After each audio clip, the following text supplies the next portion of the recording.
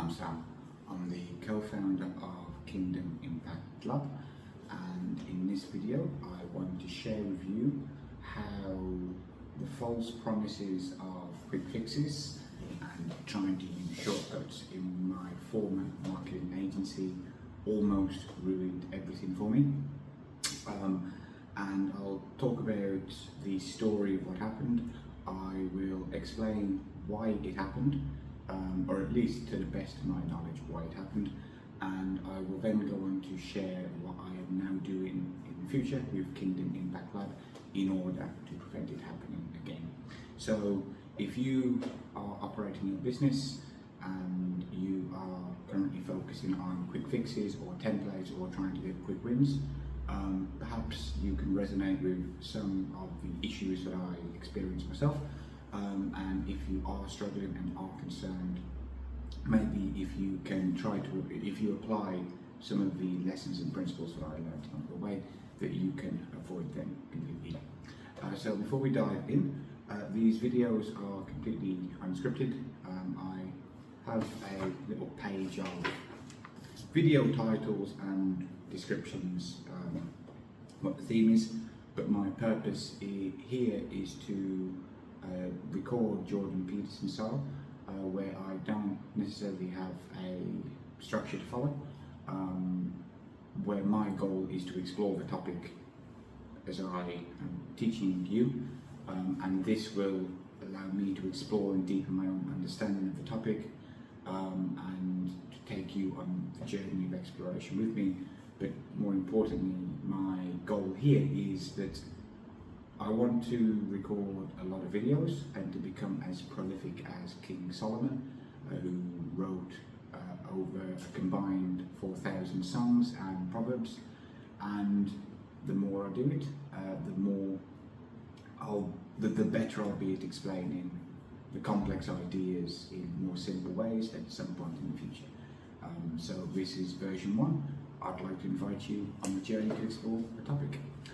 So first of all, why false promises of quick fixes and templates and shortcuts almost ruined my business? So with my marketing agency, I went from a freelancer to a business owner and had the shock of my life while I went through the transition. Having a business is extremely different from being a freelancer. It was a big step to do. Essentially, when I was a freelancer, I had my own high ticket offer, which was a retainer-based email marketing service, where I helped clients sell their high ticket offers as well. And when I was a freelancer, I would focus on improving my skills, getting better at what I did, getting experience and all of these things. And then I would directly apply that to the clients, and then I would provide the service for the client entirely myself, and then I would collect the fee from them, and then that's that. Compare that to going to a business where all of a sudden you have a whole bunch of different things that you need to be thinking of constantly. You need to be doing things like social media, and I've never used social media really, other than when it first came out. I've just never really did it. I've never had an Instagram account. I've never had a Facebook account. But suddenly I'm supposed to be doing these social media stuff all the time. I don't use platforms, so how am I supposed to know what to do?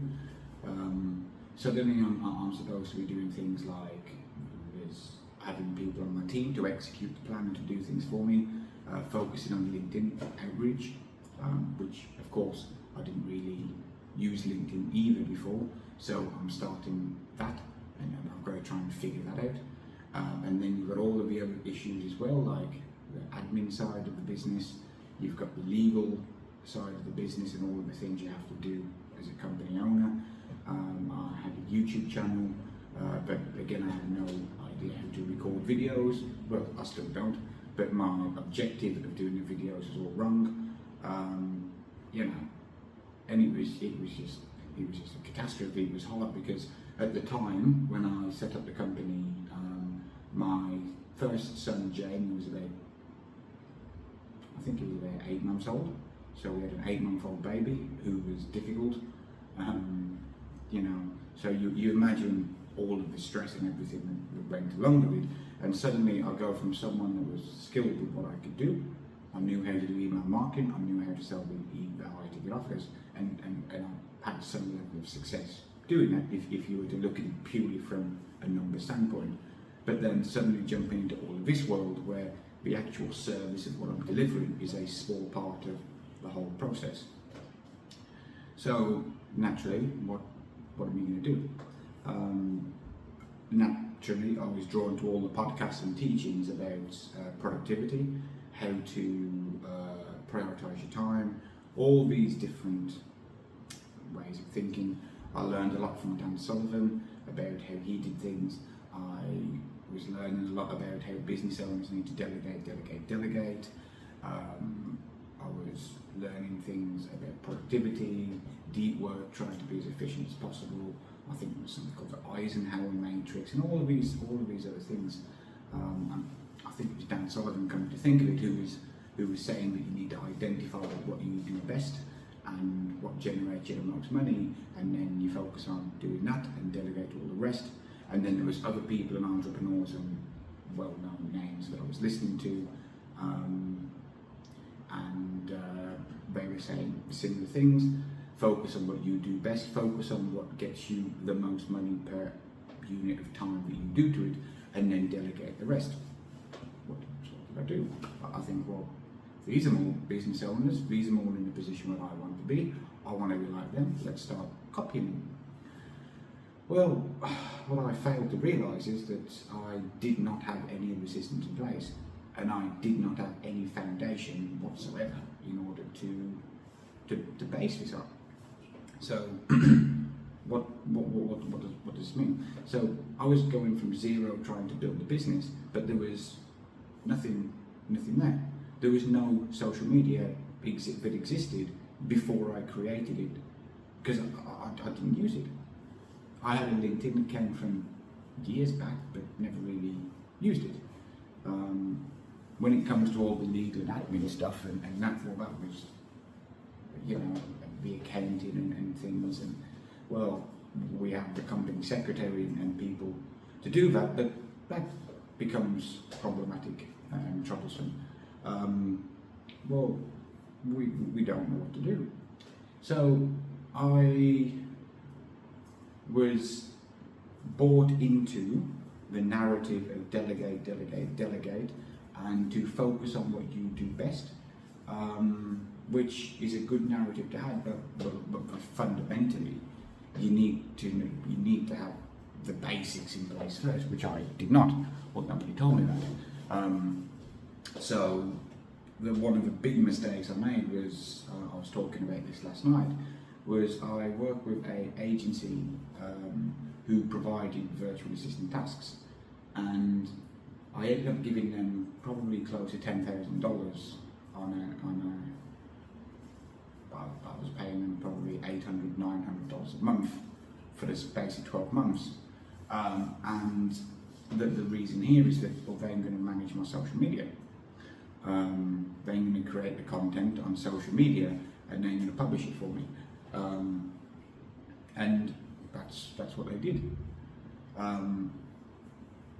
The thing is, I got no traction. Nobody followed my social media accounts. Nobody listened to anything that I had to say. I did not hit the numbers that they said they had for other clients, which it wasn't a lie, but then projecting and telling me the numbers that they've got for other people. They're not deliberately deceiving, they're saying, look at the best case scenario of what we've done for other people. But the reality is that, well, I do not have the systems and foundation in place in order for you to get those results to me. That's just fact. So obviously I was set up for failure from day one, because I tried to shortcut it. They did YouTube for me, which basically was I would record videos, and then they would add the intro and outro and do the editing on them, and then publish them on YouTube and put the thumbnails on and all of this stuff. Okay, so I did it. When I got over my initial fear of being on camera and doing the videos, which I still have, but now I just kind of do it. There was no traction. I got a few subscribers on there, and by a few I mean literally a few, as in 10, 15, and well, all of those were people on this agency's team. They were not organic people that came to see what I was doing. Again, did not hit the targets that they said. But yeah, I kept paying them, naively thinking it needs more time. Because naturally, the service provider, and I committed this sin myself so many times, that I have something that should work for the client, and it doesn't work for the client, and I don't know why it's not working. So instead of blaming my own ignorance and my own lack of knowledge and awareness, my own lack of experience in situation to problem solve, I then blame the client for it and say, well, it needs more time, you're not giving more time, stop doing this, stop doing that. So naturally that's what they were doing to me.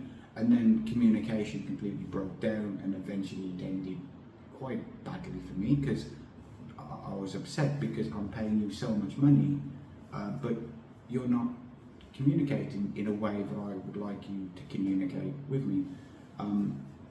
And that was a result of having a shortcut. Another example is with LinkedIn, that I had slowly built up a small team of 2 core people, 2 core freelancers, and as people, I liked them. The one of them, I liked them a lot, but of course they did not have the experience to do it really either, because all they've done is they've just done LinkedIn in the past and this and that and all of these things, and fair enough, you have. I'm hiring people on an hourly basis who, from their perspective, see me as trading their time for a couple of dollars per hour, and that's it. They give me 1 hour of their time, and then that's it. You can't expect them to you can't expect them to be all up here in their experience, because when they've done LinkedIn and done things in the past, they have just followed other people's SOPs and other clients' processes and things. So they know what to do on sort of a granular, moment-to-moment, day-to-day level. They don't understand the strategies or the nuances of them, and quite frankly, nor should they. And nor should I expect them to, because if I did, I'd have to pay them a lot more money to justify the experience that they had. But naturally, again, same with social media and YouTube, with an agency I work with, I went into this situation basically trying to empower the freelancers to do LinkedIn for me, and then they did, and then I ended up spending well over $10,000 on LinkedIn with all the different things, and again, the results, nothing, zilch, zero. I mean, maybe one good thing came from it in total, which was I connected with someone that has a business around homeschooling, which is what my wife, Tattoo, and I am going to do. So we made that connection, but that's about it. Again, the root cause of both of these problems is that I was trying to do a shortcut. I'll go into it with perhaps I can look back in hindsight and say an arrogant perspective on things, that I was successful as a freelancer, I can now go and do it as a business owner, and well, I did not appreciate the learning curve that was involved with that, which ultimately led to the demise of my marketing agency, which was a good decision in hindsight. I think it was naivety as well, stepping into the unknown and thinking that I could do it by relying entirely on myself. This was all as I was an atheist, so naturally I wouldn't look for anything greater than myself to help me with it. And you know, just didn't work. You know, yesterday I wrote an article, and this directly ties into the point here of, it was on the Beatitudes from the Sermon on the Mount, and I think the first one is, the first one I think, and don't quote me, from the Sermon on the Mount in Matthew is, "Blessed are the poor in spirit who will inherit the kingdom," or something along the lines of, I forgot what it is. But in essence, it kind of means that you have to accept that your own brokenness, being poor in spirit, you need to accept that you're broken as a person, you need to accept that you're sinful, you need to accept that you're not perfect, and basically embrace the unknown, embrace the fact that this is Jordan Peterson's interpretation here, is that you have to embrace your own ignorance and have a mindset of humility, because it's infinite what you don't know. And so if you adopt that mindset of embracing what you don't know, there's an infinite amount that you can learn, and there's an infinite way that you can improve and get better at what you do, because you aren't perfect. You never will be perfect. It's impossible to be perfect. There's always ways to improve. So when you go into something with the mindset of you don't know anything here, it's a new thing that you're doing, you know, not going in with confidence that you're going to be able to do it because you've done similar things before or whatnot. It kind of gives you a different way to look at it, and having this mentality of humility means that you will go into a situation where you're not empowering people who don't have the skills or ability, or putting too heavy expectations on them to go and do and execute a vision for you on LinkedIn or social media, whatever it is, where they don't have the experience or ability to do so, and nor should they if they're only charging such a small amount per hour. And as a result of,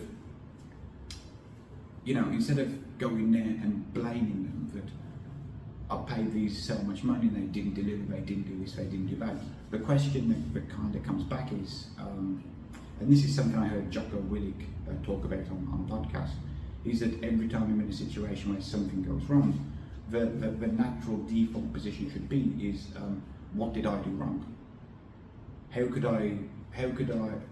What did I do in this situation that has caused this to go wrong? And that's this mindset of humility, being poor in spirit. And if I were to reflect back in both these cases of chasing these shortcuts, it was honestly the big issue here is I did not communicate what I wanted in a clear way. And if I did not communicate clearly what I wanted, how can I possibly expect anyone to enact a process to make my vision a reality? Of course you can't. You expect the people that you work with to follow their own systems that they've created and processes, because they want to deliver the result that they promise you in the most efficient way for them. Fair enough. I did the same. So you can't expect people to read your mind, and more specifically, the root cause of me being a poor communicator is it's the fact that in my business, as a freelancer, and then when I started my business, I had no North Star. What I thought was my North Star was hitting revenue targets. And hitting revenue targets are okay to some extent, but they can't be your North Star all the time forever, because it just, for me at least, it just doesn't work. I did not have a solid foundation to root my identity in. I thought I was a decent person. But if you don't have anything solid, eternal, infinite kind of thing, timeless to root your identity as a human in, if you don't have something transcendent to root your identity as a human in, then you kind of fall into the concept of moral relativism, which basically means that, or the application of that concept in this video would be that you will define your own moral you will define your own objective morality based on the situation you're in, which means that every time you're in a situation, you'll act inconsistently because you will subconsciously try to act in a way that honours your own interests, that helps you pursue your own self-interest, that helps you pursue what you're trying to do, and also that helps you avoid pain of having to accept responsibility, because nobody wants to look back and think I wasted 3 years of my life in a business that didn't fail, and all of the stress and everything that came with it. You don't want to admit that. You want to blame it was bad luck, it was market conditions, it was this and that. Well, if other people have got a business doing something similar to you and you can't do it, is it you or is it the marketplace? Kind of thing. It's hard. It's hard to accept that. It's hard to admit that, and it's even harder to admit that and to genuinely believe that it is your fault. So of course you will want to avoid that and blame somebody else and blame someone else or something else or anything else for things not going right. And that's what happens if you don't have a solid foundation at the top, because you're gonna keep changing, and therefore everything's inconsistent.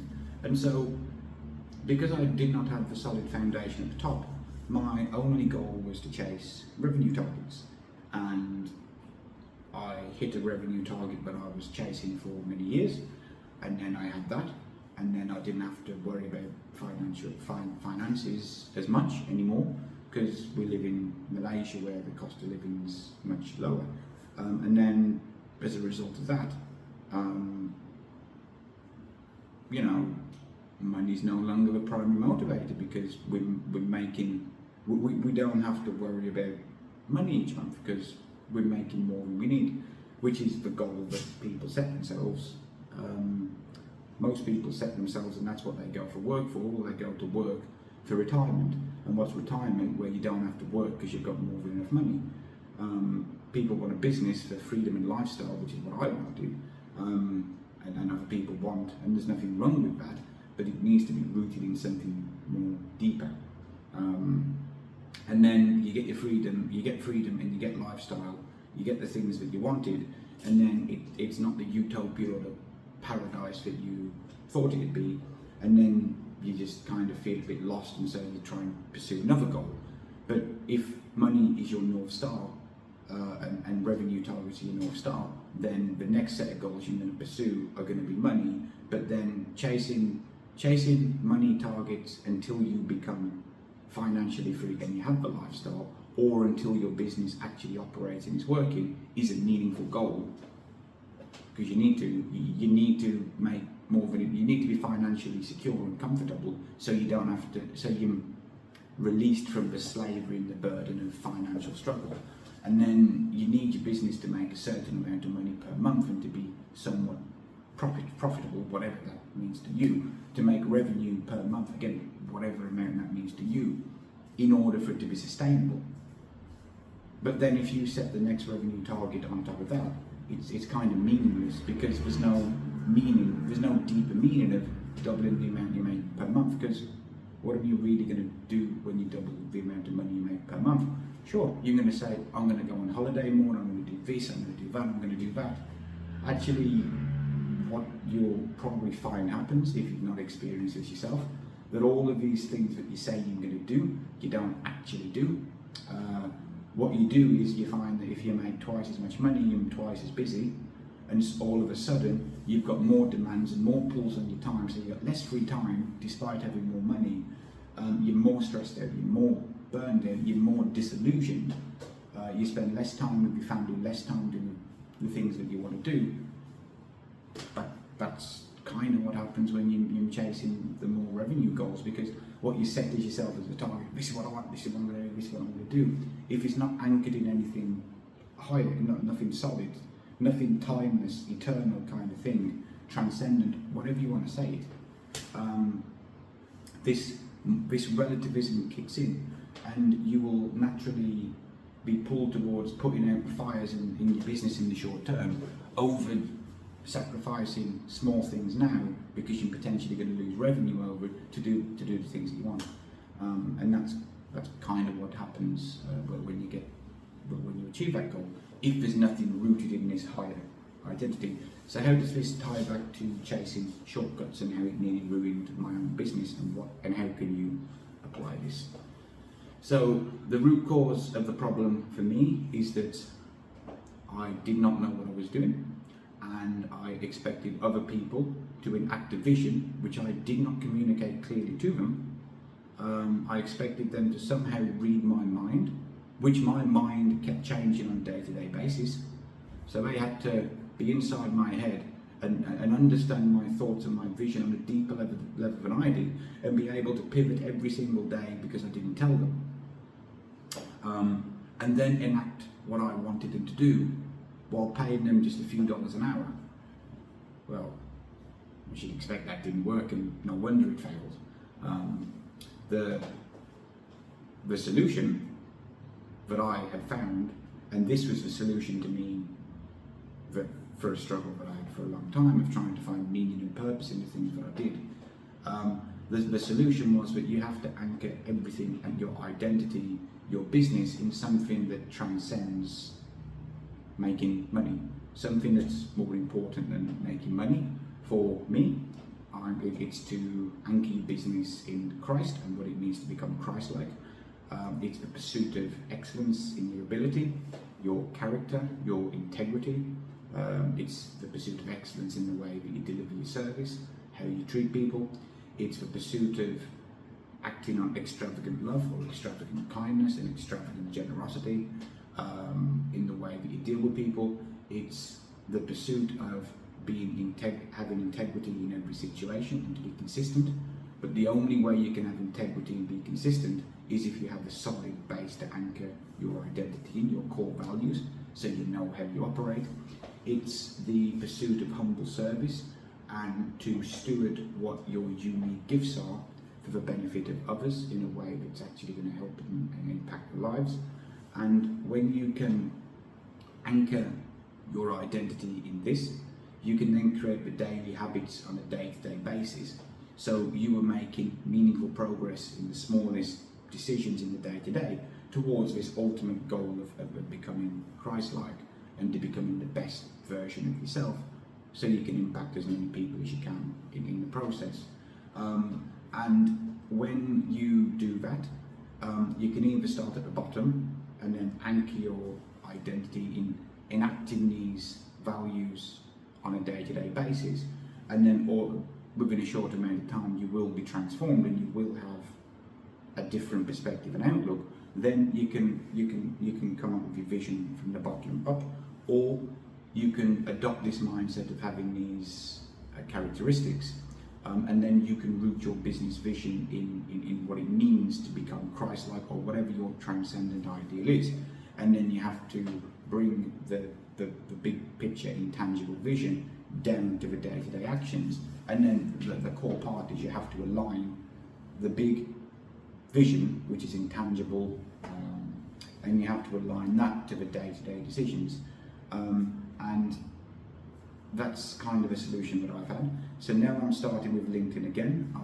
I've got someone that's helping me with it, and I made it clear of what the goal is, that we want to build a business on biblical principles. This is how we want to operate on LinkedIn. Well, the outcome and the results that we get are out of our control anyway. So the one thing that we can focus on and measure our success is how much are we aligning with these biblically set KPIs, and that's how we can measure our progress on the day-to-day. And It's not taking shortcuts. It's not hiring someone to come and magically create all the content for me and using AI and all of these things to build this brand so I can get clients, so I can just get money from them. Instead, it's focusing on what I'm going to do in the next decision, what am I going to do in the next hour, how am I going to act today in order to be the biggest blessing to everyone I interact with in the business, personal life, on LinkedIn, whatever it is. And then when you do that, it's the slow route. But because it's anchored in solid foundation, it's anchored in something higher than just making money, there's inherent meaning and purpose to what you do, and you don't need to take shortcuts because you find meaning in the journey that you're on. You find meaning and purpose in the day-to-day decisions that you do. You find meaning and purpose in the progression towards a goal that you set yourself, which does have meaning and purpose.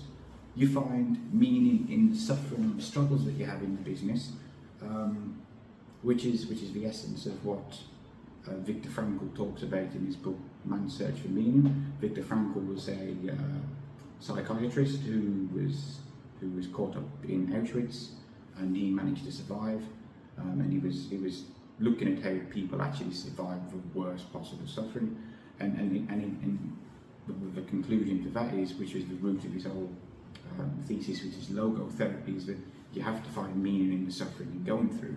Well, if you're taking shortcuts and you just want the end result, and you don't want to go through the process, you're not going through any of the suffering, you're not having any transformation, you're not experiencing anything, and you're not going to be sure why things have kind of failed. Whereas if you embrace the suffering as a way for you to go through and experience different things, and then to come out the other side as a better person with more knowledge, you can then use that experience that you've gone through to help other people go through the same experiences that you have. What I'm trying to say here is that instead of trying to get shortcuts and templates and plug and play ways, try to find a way where you find more meaning and purpose in the day-to-day things that you do, because it's over long periods of time that you do these daily things that compound to get the results that you're looking for, but it's going to transform you into the person you need to become to enact the vision that you want in your business. And when there's meaning and purpose in your day-to-day activities, that's how you're going to stick at them. And that's what I did. So takeaway lessons from this would be, it is okay to look for shortcuts and to delegate, but make sure you know what you're doing first. You've got to go through the process yourself first in order to know what's what before you can expect anyone else to do it for you. And if you don't, that's okay, but you can't blame the vendor or the contractor for getting it wrong or for it not working if you don't know how to do it yourself, which I did. Number two, if you want to hire people to go and do projects for you, not a problem at all. Good, don't blame you, focus on what you're good at, but you also make sure that your vision of what you want to achieve is anchored in solid foundation, so you're not changing what you want and what your vision is every week, because no one can work towards a moving target. And improve your communication skills so you can communicate it clearly to others.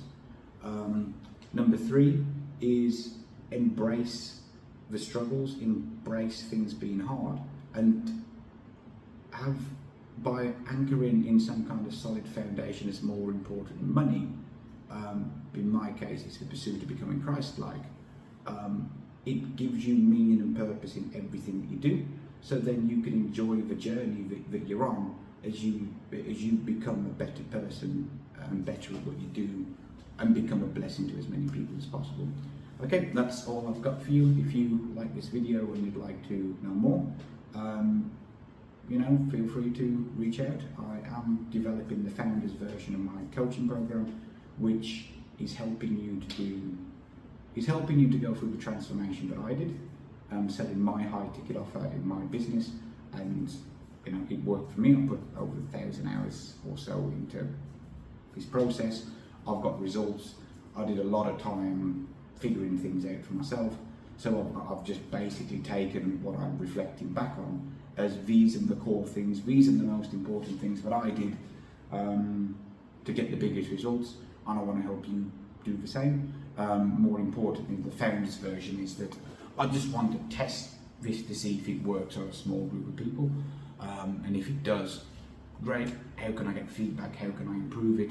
And if not, you're going to have a transformation regardless, and then you can help me develop this framework as well by having very sort of interactive and, you know, we can talk and have dialogue, and I can help you personally get through it, and then this is going to help me develop the framework more.